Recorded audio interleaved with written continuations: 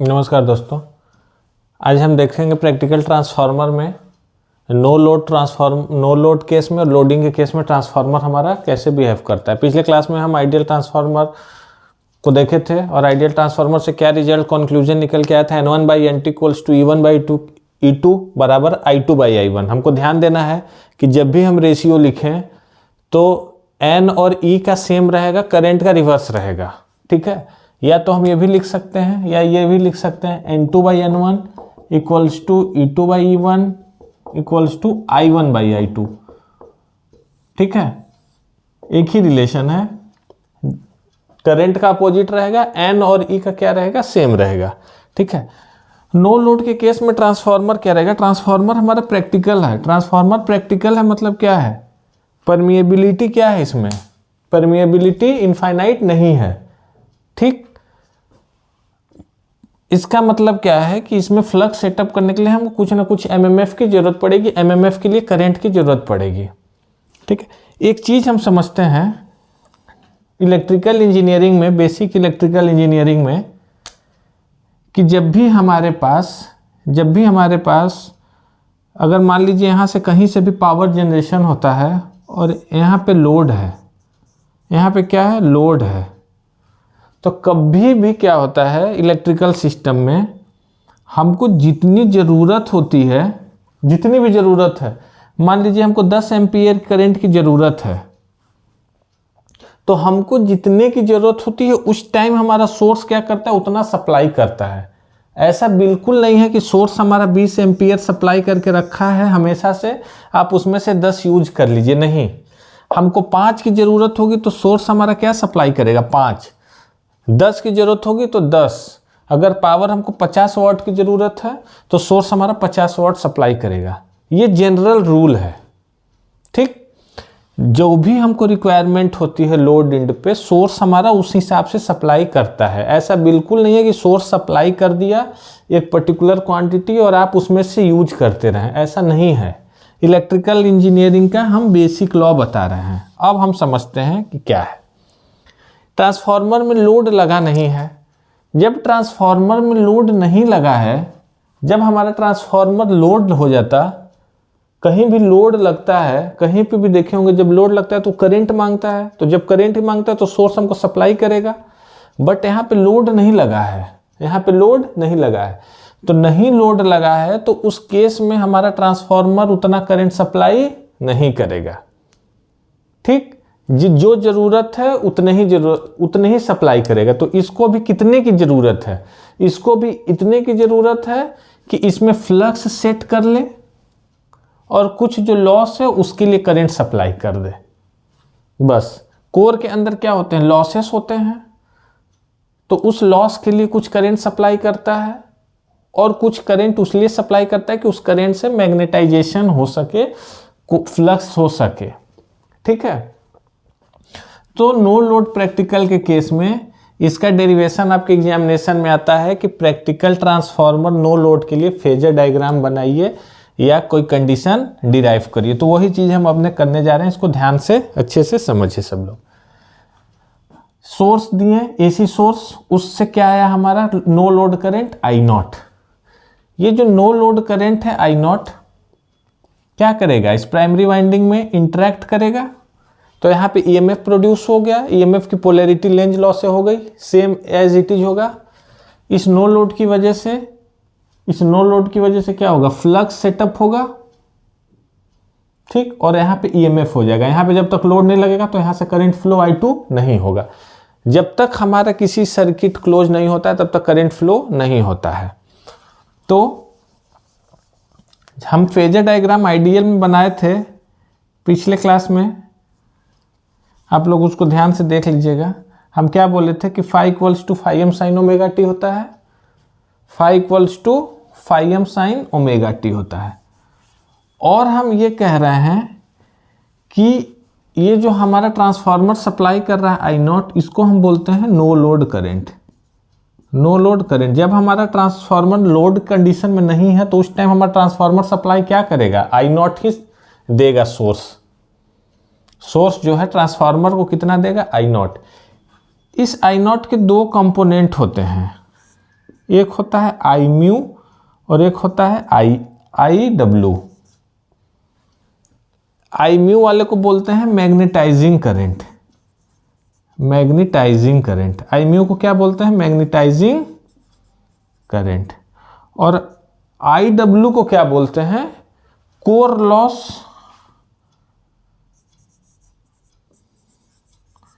Core loss current. Current, core loss current का मतलब ये हुआ, कोर लॉस करंट का मतलब ये हुआ कि आई डब्ल्यू की वजह से इस ट्रांसफार्मर के कोर में जो लॉस हो रहा है उसको कौन प्रोवाइड करेगा? I W. लॉस वाला कंपोनेंट को हम कैसे किए हैं? इस करंट से, आई डब्ल्यू से। और जो इसको मैग्नेटाइज कर रहा है उसको हम आई म्यू से। आई म्यू का काम है इसमें मैग्नेटाइजिंग करना, फ्लक्स प्रोवाइड कराना। और फ्लक्स हमारा क्या होता है? कभी भी ट्रांसफार्मर में आगे हम लॉसेस पढ़ेंगे कितने तरीके के होते हैं। तो जो फ्लक्स हमारा होता है अल्टरनेटिंग नेचर का होता है। इसके वजह से क्या होता है? हमारे ट्रांसफार्मर के कोर में लॉस होता है। ट्रांसफार्मर के कोर में क्या होता है? लॉस होता है। उस लॉस को हम कौन से करंट से वो करते हैं? आई डब्ल्यू से। तो हमारे कौन से कंपोनेंट हो गए? एक आई म्यू हो गया, एक आई डब्ल्यू हो गया।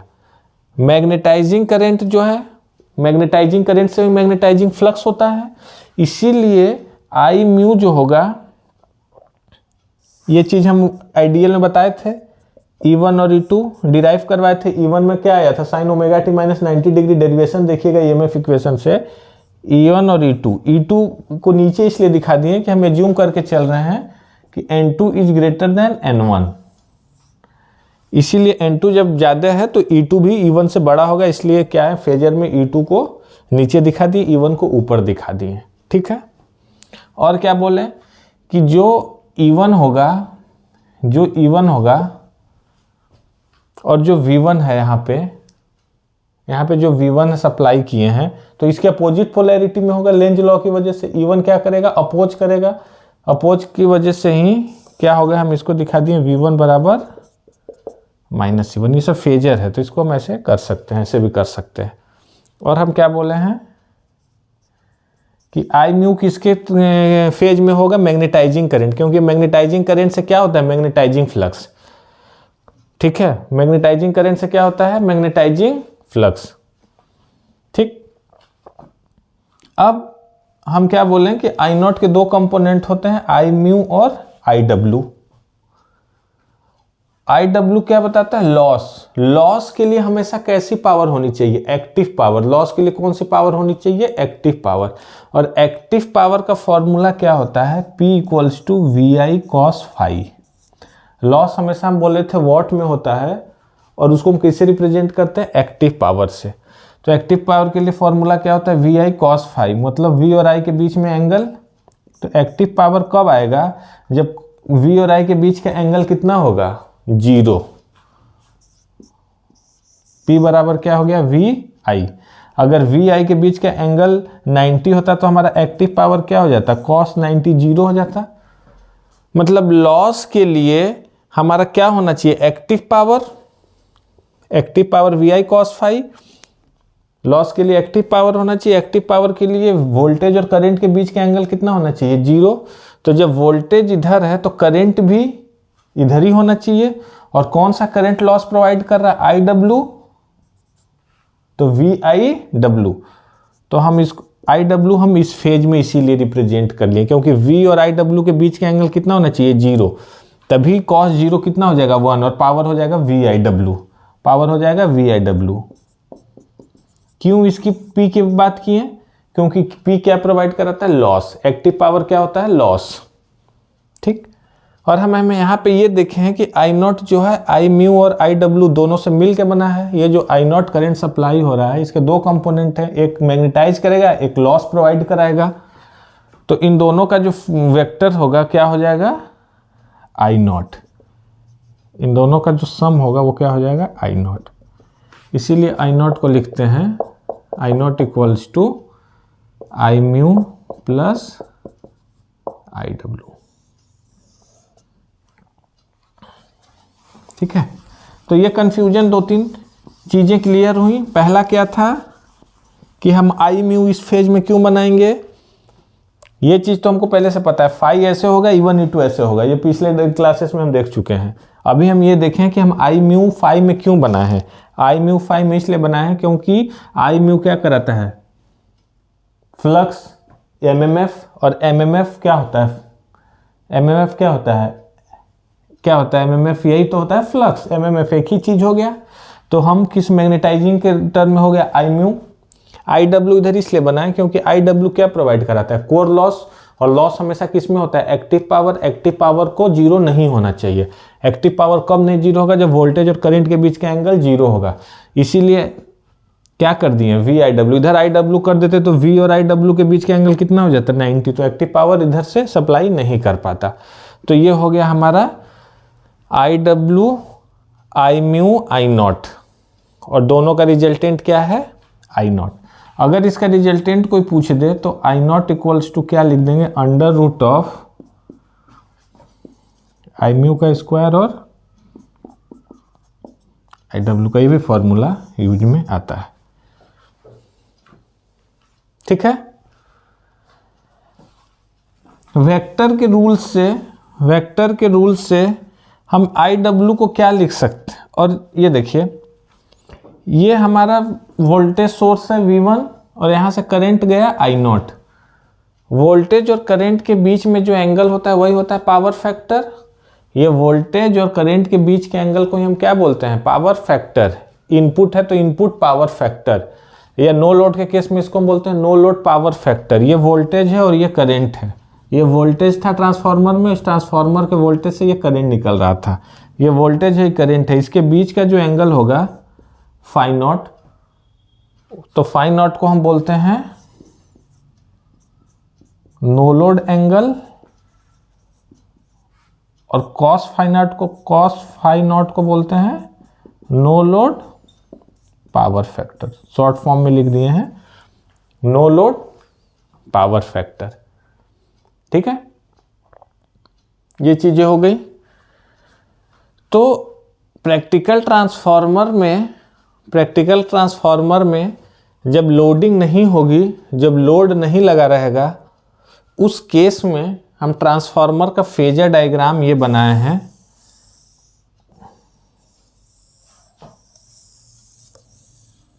उस केस में हम क्या बनाए हैं, ट्रांसफार्मर का फेजर डायग्राम। तो अब एग्जाम में ये आता है कि प्रैक्टिकल ट्रांसफार्मर के नो लोड कंडीशन में फेजर डायग्राम बनाइए और इक्विवेलेंट सर्किट बनाइए। तो इसका क्या है, ये फेजर डायग्राम।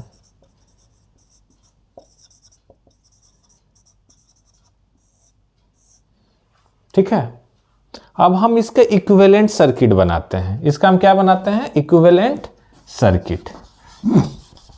इक्विवेलेंट सर्किट क्या होता है, इक्विवेलेंट सर्किट होता है कि इस ट्रांसफार्मर के हर एक पैरामीटर को सर्किट के फॉर्म में दिखाना, ताकि इसके एनालिसिस हम डायग्राम में तो कर नहीं सकते।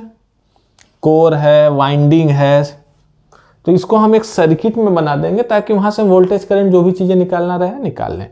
तो इस ट्रांसफार्मर को हम जब इस नो लोड ट्रांसफार्मर को सर्किट के फॉर्म में बनाएंगे, जिसको कि हम बोलते हैं equivalent circuit of no load practical transformer. ध्यान देना है हम क्या बोले हैं, नो लोड प्रैक्टिकल ट्रांसफार्मर।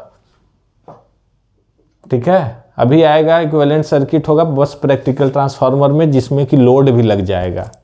उसके बाद भी एक दो केसें और आएंगे, आगे डिस्कस करेंगे। तो इस ट्रांसफार्मर में वोल्टेज लगा है V1, तो हम एक वोल्टेज सोर्स बना दिए V1। उस V1 से क्या निकला है, I नॉट। हम इधर एक करंट निकाल दिए I नॉट। ये I नॉट किस पार्ट में है, दो पार्ट में, IW और I म्यू।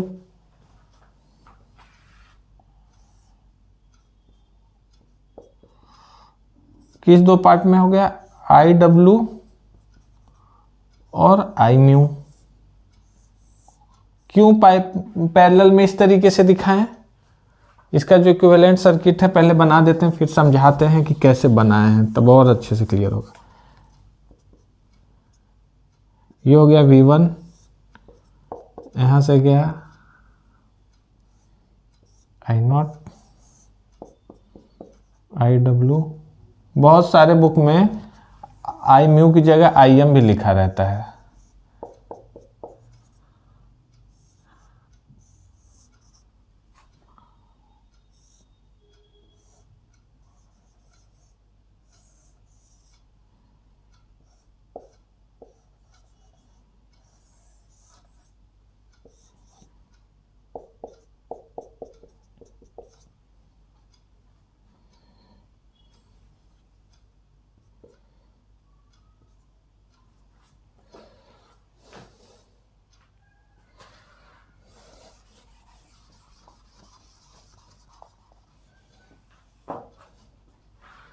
ये है हमारा आइडियल ट्रांसफार्मर, ये है हमारा equivalent circuit of no load practical transformer. यहाँ से वोल्टेज सोर्स लगा दिए थे जो उसको डिनोट कर दिए V1 से। यहाँ से एक करंट गया I0, तो I0 जो करंट गया है तो यहाँ पे फिर दो पार्ट है, तो I0 दो पार्ट में बटेगा, बट इधर करंट नहीं जाएगा। इधर करंट क्यों नहीं जाएगा? इसलिए नहीं जाएगा कि इधर करंट क्या है, नो लोड के केस में करंट क्या है, जीरो है। नो लोड के केस में करंट क्या है, जीरो है। और हम एक चीज पहले बता चुके हैं, ये फॉर्मूला हम लिखवाए हुए थे, N1/N2 इक्वल्स टू I2/I1। तो यहाँ से I1 की वैल्यू कितनी हो जाएगी, I2 इंटू N1/N2। ठीक है, क्या हो जाएगी, इस साइड में, इस ट्रांसफार्मर के इस साइड में I1 होता है और उस साइड में क्या होता है, I2। तो जब हम I1 को I2 के टर्म में लिखेंगे तो क्या लिखेंगे, I1 equals to I2 into N1/N2। अभी रेफरल का भी कॉन्सेप्ट बताएंगे, उससे भी ये चीज़ समझ में आ जाएगा। ये तो MMF इक्वेशन से बता रहे हैं। तो I2 की वैल्यू जब जीरो होगी, क्योंकि इधर तो लोड है नहीं, लोड मतलब नो लोड मतलब करंट की वैल्यू जीरो, तो I1 की वैल्यू भी क्या हो जाएगी, जीरो। तो I1 की वैल्यू जब जीरो हो जाएगी तो I0 हमें पूरा इसमें से फ्लो हो जाएगा, I0 क्या हो जाएगा, इसमें से फ्लो हो जाएगा।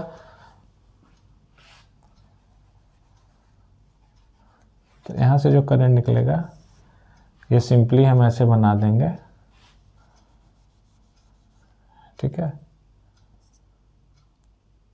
और ये होगा हमारा टोटल I1 और ये होता है I1 डैश, वो हम अच्छे से अभी समझाएंगे। इधर से टोटल करंट आया ट्रांसफार्मर का I1, I0 को बस इतना भी ध्यान देना है, I1 डैश कहाँ से आया, और प्रैक्टिकल में जब लोडेड लेंगे तो और समझ में आएगा। उस केस में चीज़ें क्या होंगी, जीरो नहीं होंगी। तो I1 डैश का भी कॉन्सेप्ट समझाना है, ठीक है। तो टोटल करंट आया ट्रांसफार्मर में I1, ट्रांसफार्मर में यही होता है ना, इधर से I1 आता है, इधर से I1 आता है, उधर I2 जाता है। ये नो लोड था इसलिए I0 था ना, तो इसलिए इधर से V1 है, V1 की वजह से I1 आया, ठीक। I2 कुछ नहीं है तो I2 हो गया जीरो। बस नो लोड करंट दो चीज प्रोवाइड करा रहा है, एक IW और एक I म्यू, एक IW एक I म्यू। I म्यू को रिप्रेजेंट कर दिए इंडक्टेंस से, इंडक्टेंस से I म्यू को इसलिए रिप्रेजेंट कर दिए क्योंकि I म्यू क्या प्रोवाइड करा रहा है, रिएक्टिव पावर। रिएक्टिव पावर किस में होता है, इंडक्टर में। कैसे I म्यू रिएक्टिव पावर करा रहा है, I म्यू का ये है, वोल्टेज ये है। रिएक्टिव पावर के लिए क्या होता है, Q equals to VI sine phi. इसके बीच में एंगल कितना हो गया, V और I म्यू, इसके I म्यू के बीच में 90।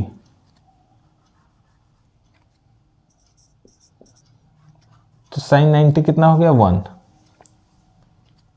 तो Q की वैल्यू हो गई V। तो यहां से क्या है, रिएक्टिव पावर की वैल्यू कितनी आ गई, रिएक्टिव पावर आ गया V इंटू I म्यू, ठीक है। तो रिएक्टिव पावर की वजह से हम क्या किए हैं कि यहाँ पे हम किससे रिप्रेजेंट किए हैं, इंडक्टर से। तो इसमें करंट आ गया IW और इसमें करंट आ गया I म्यू। इसमें करंट आ गया IW और इसमें करंट कितना आ गया, I म्यू, ठीक है। और इसको हम बोल दिए XM और इसको बोल दिए RW। क्या बोल दिए, उसको हम बोल दिए XM और इसको बोल दिए RW। क्यों हम RW बोले, क्योंकि क्या था इसमें वोल्टेज और करंट के बीच में सेम फेज था। वो हमेशा किस में होता है, रेसिस्टेंस में होता है, और लॉस भी किस में होता है, रेसिस्टेंस में होता है, इसीलिए RW। ठीक है, तो ये हमारा क्या है, इक्विवेलेंट सर्किट। इस तरीके से हम इक्विवेलेंट सर्किट बना दिए और ये फॉर्मूला हो गया। इसकी जरूरत नहीं है इस फॉर्मूले की, ये बस समझाने के लिए था। ठीक है, इसके क्रॉस भी वोल्टेज है, इसके क्रॉस भी वोल्टेज क्या है, V1, इसके क्रॉस भी वोल्टेज V1, इसके क्रॉस भी वोल्टेज क्या है, V1 है। ठीक है, यहां से जब हमसे कोई पूछ सकता है, अगर इसके क्रॉस वोल्टेज है V1 और करंट है IW, करंट है IW, इसके क्रॉस वोल्टेज है V1, करंट है IW, तो ये क्या हो गया,